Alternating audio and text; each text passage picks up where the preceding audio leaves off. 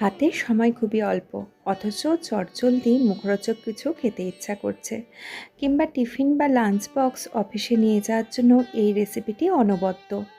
আজ আমি আপনাদের সঙ্গে শেয়ার করছি দক্ষিণ ভারতীয় ম্যাঙ্গো রাইস রেসিপি। যেমন সহজে হয়ে যায়, খেতেও তেমনই চটপটা। কি এই কম্বোটা দেখে খেতে ইচ্ছা করছে তো? চলুন এবারে ঝটপট রেসিপিটা দেখে নিই। প্রথমেই একটা পাত্রতে জল গরম করতে বসিয়ে দিয়েছি। তার মধ্যে বেশ কিছুটা পরিমাণ নুন নিয়ে নিলাম আর নিয়ে নিচ্ছি সামান্য একটু হলুদের গুঁড়ো। এর মধ্যে আগের থেকে ধুয়ে রাখা বাসমতি চাল দিয়ে দিচ্ছি। হলুদ আর নুনটা দিয়ে দিলে চালের মধ্যে তার পরিমাণ মতো নুনটা ঢুকেও যায়, আর হলুদের যে কালারটা সেটাও বেশ সুন্দর, একটা ভাতের রঙটাও চলে আসে, যেটা আপনারা প্রথমেই দেখলেন যে খুব সুন্দর একটা রং চলে এসেছে ভাতের, সেটাই। এটাকে এবারে 90% যতক্ষণ না সেদ্ধ হচ্ছে ঢাকা দিয়ে ভাতটা করেন। ঢাকা নাও দিতে পারেন, আমি ঢাকা দিয়ে করছি একটু তাড়াতাড়ি সময়টা বাঁচানোর জন্য। গ্যাসের ফ্লেম মিডিয়াম টু হাইতে রেখেই করেছি। এবার দেখে নিচ্ছি ভাতটা কতখানি সেদ্ধ হয়েছে। ভাতটা মোটামুটি সেদ্ধ হয়ে গেছে।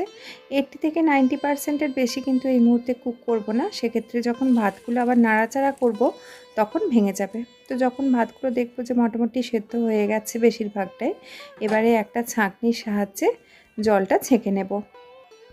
ভাতগুলোকে একটা দিকে সরিয়ে রেখে এটা একটু ঠান্ডা হোক, এর মাঝখানে আমরা আমটা কেটে নেব। একদম কাঁচা একটা আম ভালো করে ছাল ছাড়িয়ে নিচ্ছি। আমটা যত কাঁচা আর একটু শক্ত মতো হবে, কুড়নির সাহায্যে কুড়িয়ে নিতে সুবিধা হবে। এবারে এই মাঝারি সাইজের আমটা সম্পূর্ণটাই কুড়িয়ে নেব।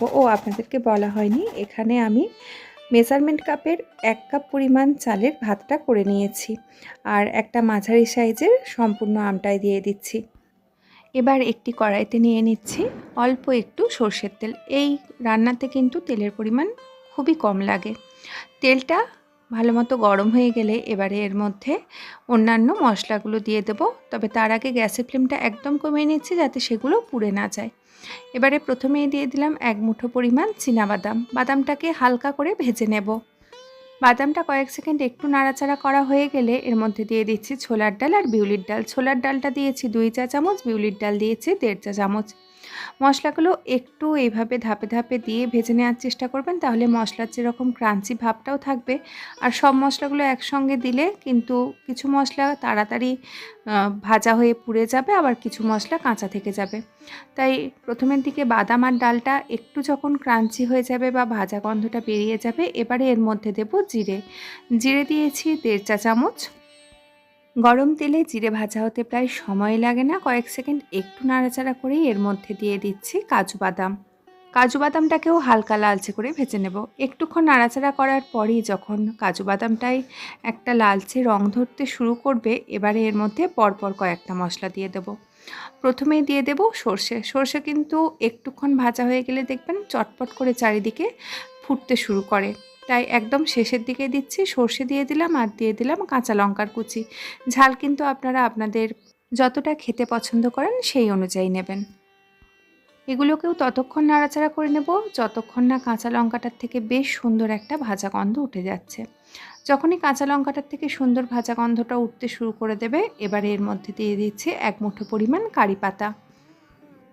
এবারে তো এতক্ষণে আপনারা বুঝতে পেরেই গেছেন যে কারি পাতাটাকেও অল্প একটুক্ষণ ভেজে নিতে হবে। একটুক্ষণ ভাজার পরে বুঝতে পারবেন কারি পাতার কালারটা একটু চেঞ্জ হয়ে গেছে বা একটু ক্রাঞ্চি মতো হয়ে এসেছে কারি পাতাগুলো।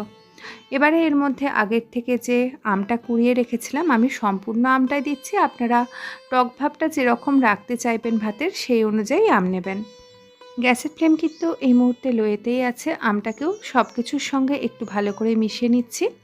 এবারে আগের থেকে যে ভাতটা রেডি করে রেখেছিলাম, আমি সম্পূর্ণ ভাতটাও দিয়ে দিলাম।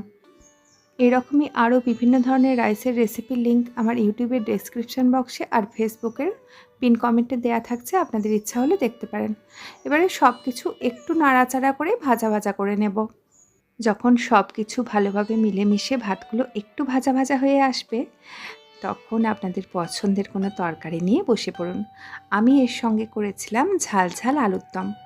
আজকের রেসিপিটা কেমন লাগলো জানাবেন, আর এই কম্বোটার সঙ্গে একদিন ট্রাই করে দেখতে পারেন।